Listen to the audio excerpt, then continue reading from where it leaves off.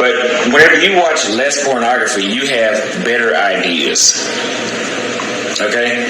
And the reason for that is because when you retain your semen inside your body, your mind works faster. You have a sharper mind. So if you see me in my YouTube videos, sometimes you'll hear me stutter or it seems like I'm a little lost.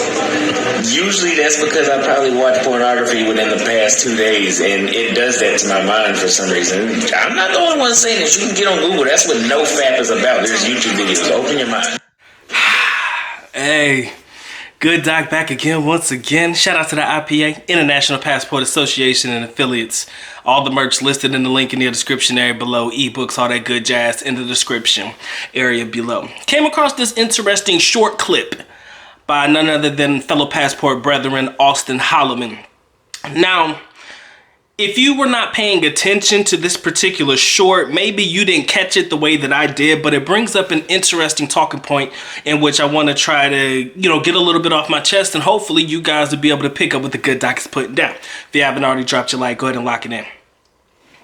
Now, if you are true to your word as a passport bro, and you're currently in the United States, if you are true to your word as a passport brother and currently living in the United States, if you are true to that word, you are 100% refusing to engage in sexual activity with Western women.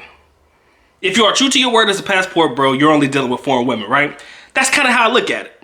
You might be able to find some loopholes in there, but overall, if you are true to your word as a passport bro, you ain't messing with Western women at all. That includes anything that requires you clapping them cheeks and getting it in. Let's go ahead and call it for what it is, right? I mean, this is some red pill type shit. I mean, you are monk status. You are on the temples, comfort, solace. You are semen retention and all that shit. But in reality, if you are that type of guy, chances are what gets you by on the day-to-day basis or the couple of day basis or the weekly basis or the weekend basis, whatever you want to call it, however or how often you choose to engage, what gets you through that is, getting one off, right? Engaging in the viewership of pornography, right? Just if we're men, let's talk about it, right? Refraining from sex and dealing with women in the West, likely what you're doing is what? You jack it off. Now, nobody's really ever talked about how that could potentially affect your mind and your performance as a man in your potential workplace or the workplace you're in right now, right? So in the short clip, Austin mentions what?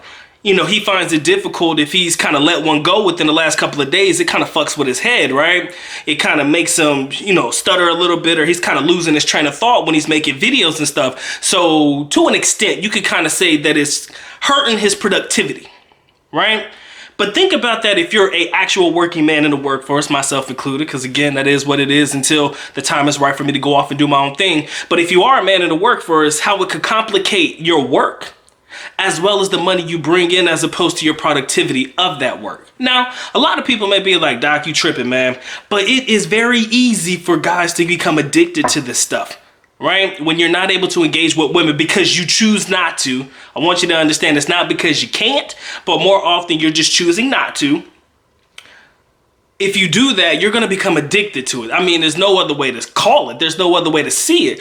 You're going to have this thing wherein this is what's going to get you through the day-to-day process, right? Just rubbing one out and keeping it pushing.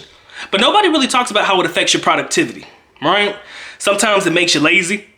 Sometimes it really drains you and it keeps you kind of complacent, and it could complicate that bread. So if you're not careful, ladies and gentlemen, what could potentially happen if you allow yourself to relieve that semen, or you're not retaining the semen as is to keep you alert and on point, stuff like that? You could potentially lack the productivity to get that money up to where you never have to live here if you don't want to again. Right? The common saying, man, we make it in the West, spend it in the East. At least that's kind of how I kind of envision it. And a lot of my other fellow brethren who choose to travel to places like Southeast Asia and stuff like that, that's kind of how we look at it as well. But in reality, if it complicates the money, it could potentially hurt you in the long run. It could potentially stifle your progress, stifle your goals. It will not help you get to your goals.